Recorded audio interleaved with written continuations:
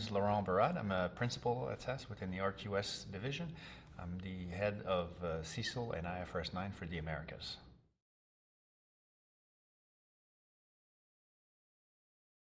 So one of the things we wanted to do is get past what is CECL? Sort of take a view of can CECL serve for something greater than just what it is, a compliance exercise, right? So can it be a catalyst for something much greater in terms of having the bank realize that doing an exercise like CECL on a monthly basis probably gives them an opportunity to rethink how they've been doing things and how can they find more efficient ways to do what they're doing today, what they've been doing for a while, but now they have to do it on a monthly basis so that they have to rethink how they're going to do these things, right? And I think that I get a lot of sort of feedback from some CROs in the rooms and whatnot that really the timeline that's been reduced by so much is what's going to be the catalyst to really rethink how you're doing things and maybe drive some efficiencies that can be applied beyond CECL, right? So taking CECL as, hey, here's an opportunity rather than a compliance exercise, an opportunity to invest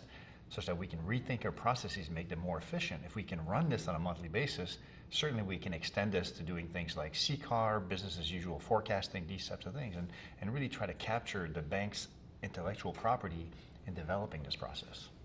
There's some indication as to what CECL is going to mean, right? Namely, it's going to be a very sort of arduous process. I mean, they've done things similar in the past.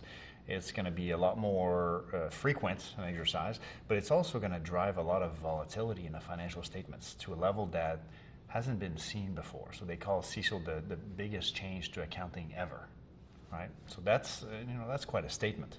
Until you actually do the exercise and understand what the impact is and look at doing the exercise multiple times over, say, a downturn period, which is, we're at the top of a business cycle, it's been 8-9 years, chances are we're probably going to go into recession sometime in the future. So I would say, how can you prepare for what the impact of CECL in a downturn economic forecast would look like, right? And I think that's some of the things that people have to think about when they set up this process, is that it's not just risk management that is doing this, it's also finance and risk management working together to give all of the stakeholders, the regulators, the auditors, and the investors an idea of what this means for the bank, for the institution, in terms of reserving and the allowance process.